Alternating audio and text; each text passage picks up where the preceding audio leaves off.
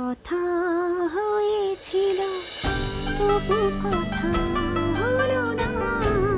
স্বাগত বন্ধুরা সুস্বাদু রান্নায়। আজকে আবার একটা নতুন রেসিপি নিয়ে চলে এসেছি, রুই মাছের কোরমা।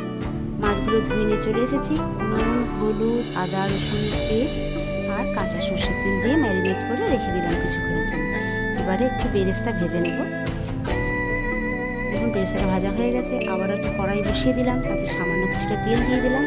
এবার মাছগুলো আমি ভেজে নেব। মাছগুলো একটু আমাকে লাল লাল করে ভেজে নিতে হবে। এইভাবে ভেজে নেবেন আপনারাও। দেখুন লাল লাল হয়ে গেছে। এবার আমি নামিয়ে নেব মাছগুলো।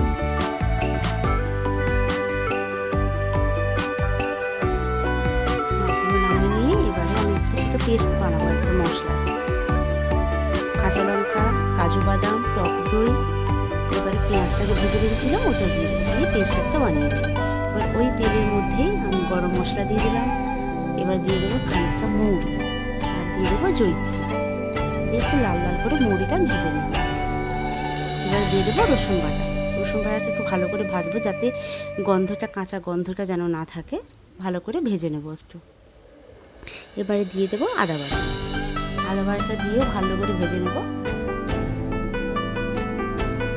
এবারে দেবো হলুদ, স্বাদ মতো নুন আর দিয়ে দেবো কাশ্মীরি লঙ্কার গুঁড়ো। দেবো একটুখানি গরম মশলা দিয়ে ভালো করে কষিয়ে নেব।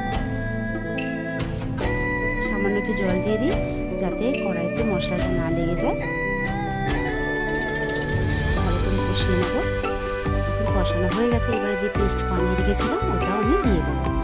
দিয়ে আবারও ভালো করে একটু কষিয়ে নেব। বন্ধুরা, আমার ভিডিও যদি আপনাদের ভালো লাগে আমাকে লাইক করবেন, শেয়ার করে আর সাবস্ক্রাইব করে আমার পাশে থাকবেন।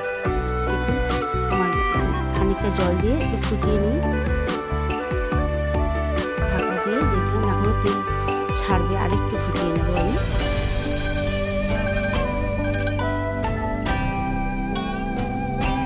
এবারে জলটা ঢেলে দেব।